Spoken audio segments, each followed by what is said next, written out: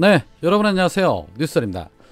윤석열과 김건희 이 두 부의 막장 행보를 어디까지 인정해 줄 것인가, 또는 어디까지 봐줘야 하는 것인가, 이 국민들의 인내심이 점점 한계에 다다르고 있습니다. 연일 출근 때마다 말 같지도 않은 막말을 쏟아내는 윤석열도 그렇고, 또 김건희에 대한 수많은 논란에도 불구하고 언론들이 쉴드를 쳐주는 부분도 그렇고, 날도 더운데 국민들의 짜증은 높아만 가고 인내심에도 한계점에 도달하지 않았나 싶을 정도입니다. 그런 가운데 윤석열 부부가 지난 나토 정상회의에 참석할 당시에 김건희의 수발을 돕기 위해 당시 대통령실 이원모 비서관의 배우자가 함께 동행한 것으로 알려져서 또 한 번 크나큰 충격을 주고 있습니다. 코바나 콘텐츠 직원들을 사적으로 채용해서 논란이 된 것도 모자라 현직 비서관의 부인까지 김건희를 돕기 위해 따라 나섰다는 논란은 쉽게 가라앉지 않을 듯합니다.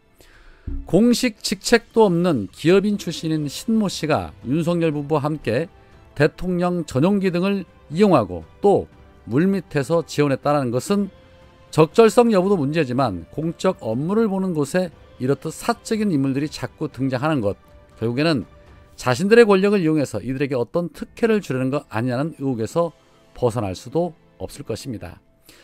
신 씨는 윤석열 부부의 지원을 위한 사전답사 성격으로 수행단보다 먼저 스페인으로 출국을 했고, 순방기간 내내 김건희의 일부 업무를 도왔다고 합니다. 또한 순방을 마치고 돌아오는 길에는 대통령 전용기로 수행단들과 그리고 취재진들과 함께 귀국을 했다고 합니다.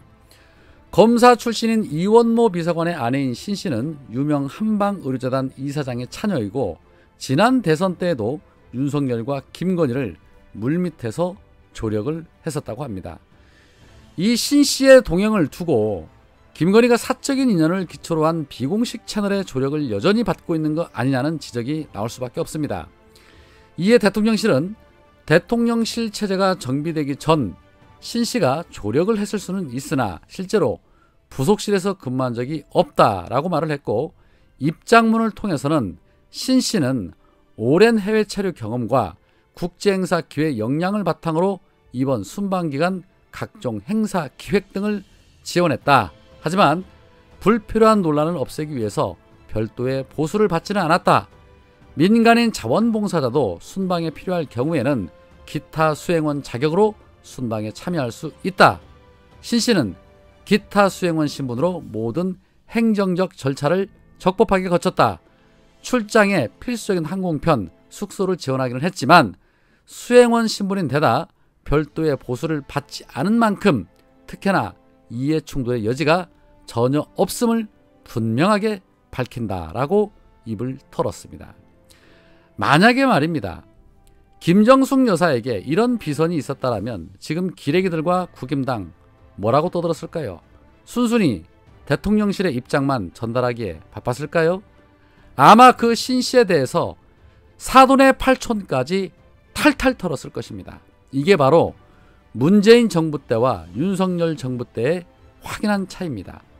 결국 이런 문제가 계속해서 발생하는 이유는 김건희가 제2부속실의 관리를 받지 않고 사적으로 움직이는 데서 비롯되는 것이지요. 생각해 보십시오. 전직 검사 출신의 아내가 김건희의 수발을 들기 위해 스페인까지 날아가서 뒤치다거리를 했다는 것이 이게 상상할 수나 있는 일입니까? 설령 본인이 자발적으로 한다고 했어도 문제가 되는 만큼 안 된다고 말렸어야 할 대통령실이 이제 와서 해명하는 꼬라지를 보십시오. 돈을 안 줬으니까 무슨 문제냐입니다. 왜 물밑에서 지원을 합니까? 물 위에서는 지원을 못하는 이유가 무엇입니까? 결국 떳떳하지 못한 관계라는 소리 아닙니까? 대통령 부인이 물밑 지원을 받으면 그게 정상적인 것입니까? 그 어느 누구보다도 투명해야 할 대통령과 이 부인의 행보에 이렇듯 사적인 인물들이 자꾸 등장한다는 것은 대놓고 국정을 농단하고 있는 것입니다. 지금 민주당이 이 부분에 대해서 강력하게 대응을 해야 하는데 민주당 코앞이 석자라 참 이래도 저래도 국민들의 분노만 더 쌓여가는 듯 합니다. 물론 더불어서 탄핵 포인트는 또 정립되었지만 말입니다.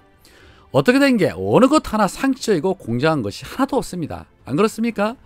분명하고 확실하게 김건희의 행보에 대해서 민주당은 매듭을 지어야 할 것입니다. 아무리 실세가 김건희라지만 더 이상 국민들이 두고 볼 수 없습니다. 나라 꼬라지가 2달도 안 돼서 정말 개판인데다가 국격은 끝도 없이 추락하고 있습니다. 정말 망신입니다. 자, 한편 민주당은 우상호 비대위원장의 전대룰 변경으로 인해서 현재 지지자들의 분노가 극에 달해 있고 폭풍전야입니다. 어떻게든 이재명 의원의 전대 출마를 막기 위해서 안간힘을 쓰며 별의별 수작을 벌이는 이들의 모습을 보면서 이러한 민주당에 과연 우리가 기대할 희망이 있기는 한 것일까 하는 의구심도 생깁니다. 그나마 이재명이 있기 때문에 인내하며 싸우고 있다는 것을 저들이 알까 모르겠습니다.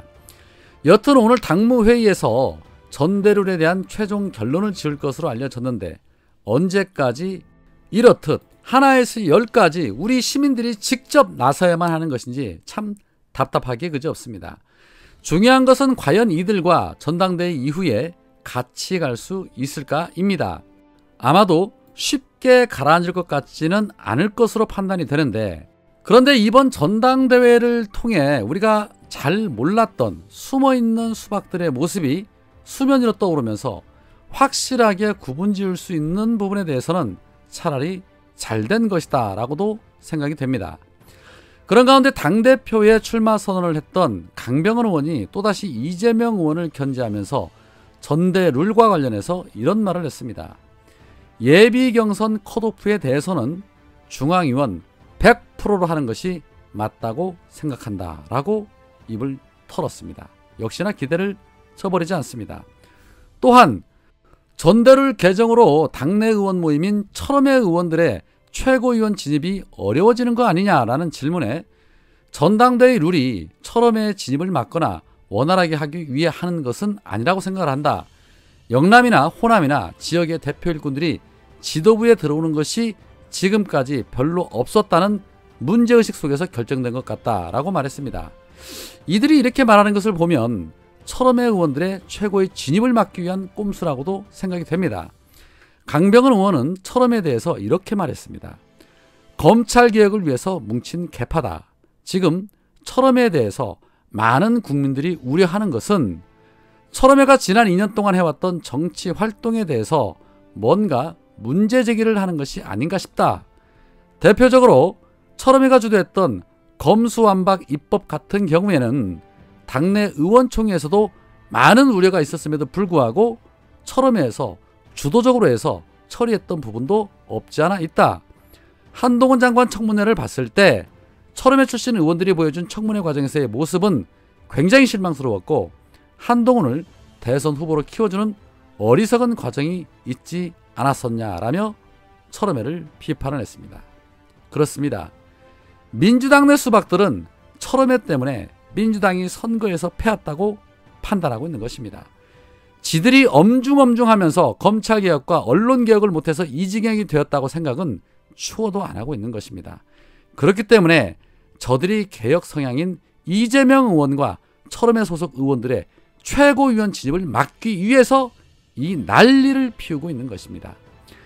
많은 국민들이 철험회에 대해서 우려를 하는 게 아니라 수박 의원들 때문에 심각하게 민주당을 우려하고 있는데 정말이지 정신승리들 오집니다. 민주당 내부 상태가 이 지경인데 과연 이재명 의원이 이들을 포용하고 끌어안으며 함께 갈 수 있을 건지 모르겠습니다. 물론 전당대회 이후의 모습은 분명하게 달라지겠지만 안 되는 자들은 전부 쳐내고 쫓아내야만이 수십 년 역사의 개혁정당의 모습, 민주당의 참모습을 찾을 수 있지 않을까 하는 생각이 들면서 오늘 있을 당무회의에 좋은 결과가 있기를 진심으로 바라봅니다. 2달짜리 비대위원장의 만행이 민주당을 망가뜨리지 않기를 바랄 뿐입니다. 오늘은 여기까지입니다. 고맙습니다.